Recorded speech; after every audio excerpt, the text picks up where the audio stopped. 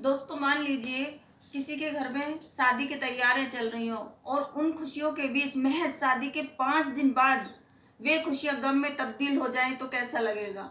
तो आज हम इसी टॉपिक पे बात करेंगे। तो नमस्कार दोस्तों, मेरा नाम शशि है और मेरे चैनल क्राइम डायरी में आप सबका बहुत बहुत स्वागत है। तो चलते हैं कहानी की तरफ विस्तार से। तो ये कहानी है उड़ीसा में बंगलागिर जिले के पाटनगढ़ कस्बे की है। सौम्य और रीमा की शादी को महज 5 दिन ही बीते थे। 26 साल के सौम्य शेखर साहू पेशे से एक सॉफ्टवेयर इंजीनियर थे। नई बहू के आने से घर में खुशियों की काफी चहल पहल थी। इस दोपहर के समय रीमा रसोई में खाना बना रही थी।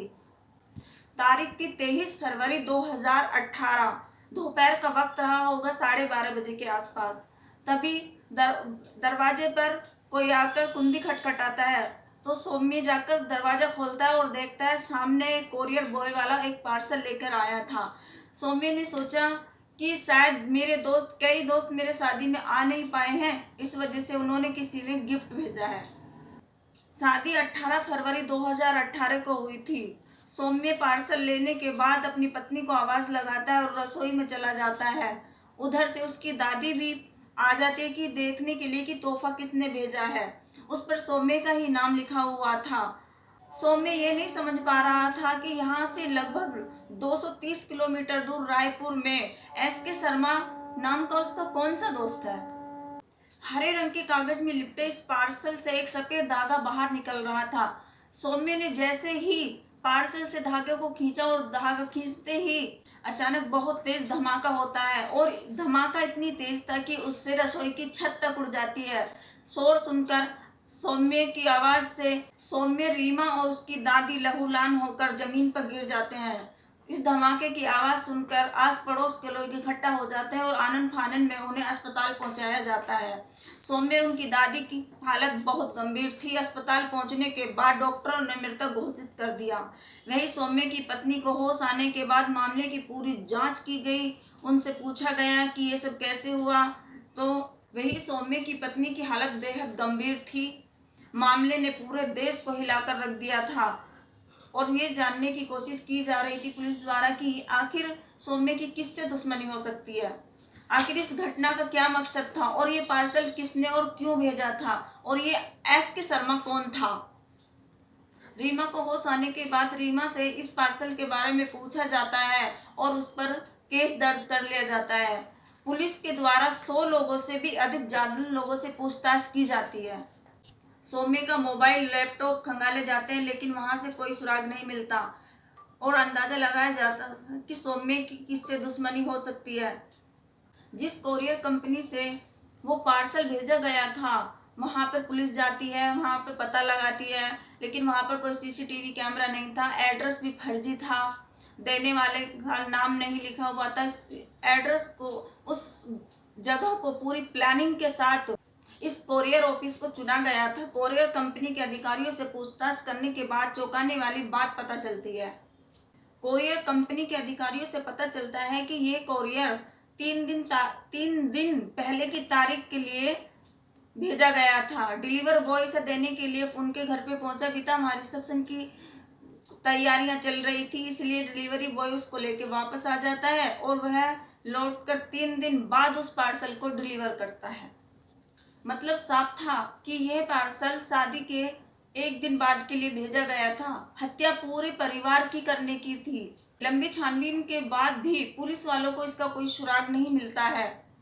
केस पूरी तरह से उलझ जाता है और पुलिस इसको सुलझाने में लगी हुई थी। बलागीर के SP के दफ्तर में एक गुमनाम चिट्ठी आती है। SP के नाम भेजी गई चिट्ठी में लिखा था, आपके पास इस पत्र को किसी दूत के जरिए भेजा जा रहा है। वो बम वाला पार्सल SK सिन्हा के नाम पर भेजा गया था, ना कि SK शर्मा के नाम पर। इस प्रोजेक्ट को 3 लोगों ने मिलकर तैयार किया था। वो तीनों आपकी पहुंच से बहुत दूर है, पुलिस उन्हें छू भी नहीं सकती। और धमाका इसलिए किया गया था क्योंकि उन लोगों ने हमारे साथ विश्वासघात किया था। उनके पूरे परिवार को भी खत्म कर दिया जाए तो भी हमारे भरपाई नहीं हो सकती। आपसे निवेदन है कि आप इस मामले से दूर रहें और निर्दोष लोगों को परेशान ना करें। इस गुमनाम चिट्ठी के मिलने के बाद मामला क्राइम ब्रांच को सौंपा गया। यही चिट्ठी पार्सल को भेजने वाले तक पहुंचने का अहम सुराग बनी। अगले दिन क्राइम ब्रांच का ऑफिसर सौम्य के माता पिता से मिला, उन्हें वो चिट्ठी दिखाई। सौम्य की माताजी एक कॉलेज में टीचर थी। उन्होंने उस चिट्ठी को बार बार पढ़ा और वो चौंक गई। उन्होंने कहा कि इस चिट्ठी में लिखे गए शब्द उनके यहाँ एक अंग्रेजी टीचर के हैं, जो बात बात में प्रोजेक्ट को पूरा करने की बात कहते हैं।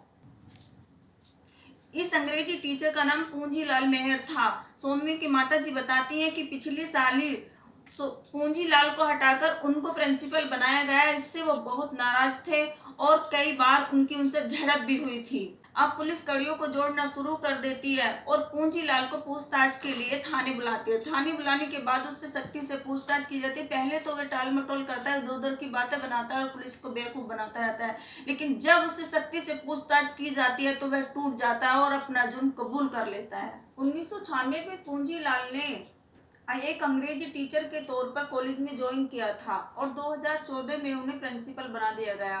फिर उनको हटाकर सौम्य की माताजी को प्रिंसिपल बना दिया गया। ये पूंजीलाल को अपना अपमान लगा और उन्होंने इसको बदला लेने के लिए ठान लिया। पुलिस की पूछताछ में पूंजीलाल ने बताया कि उसने अक्टूबर महीने से ही पटाखे खरीदना शुरू कर दिया था और उनका बारूद निकालकर जमा करना शुरू कर दिया था और उन्हीं से उसने एक बम तैयार किया और फिर उसे एक कार्डबोर्ड बॉक्स में डालकर गिफ्ट रैप किया।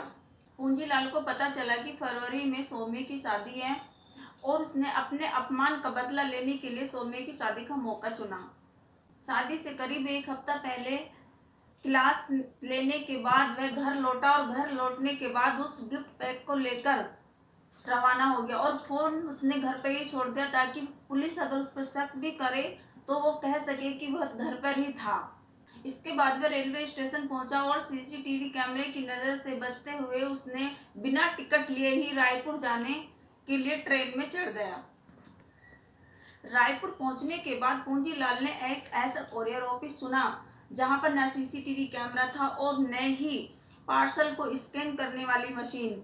फर्जी नाम फर्जी पते के साथ पार्सल को बुक कराकर उसी शाम में अपने घर लौट आया। इसके बाद सौम्य की शादी में भी गया और बम धमाके के बाद सौम्य के अंतिम संस्कार में भी शामिल हुआ। पूंजीलाल की प्लानिंग बहुत मजबूत थी। वह पूरे परिवार को खत्म करना चाहता था। एसपी को भेजी गई चिट्ठी ने ही उसका भेद खोल दिया। मामला कोर्ट में चला और 28 मई 2025 को पूंजीलाल मेहर को आजीवन कारावास की सजा सुनाई गई।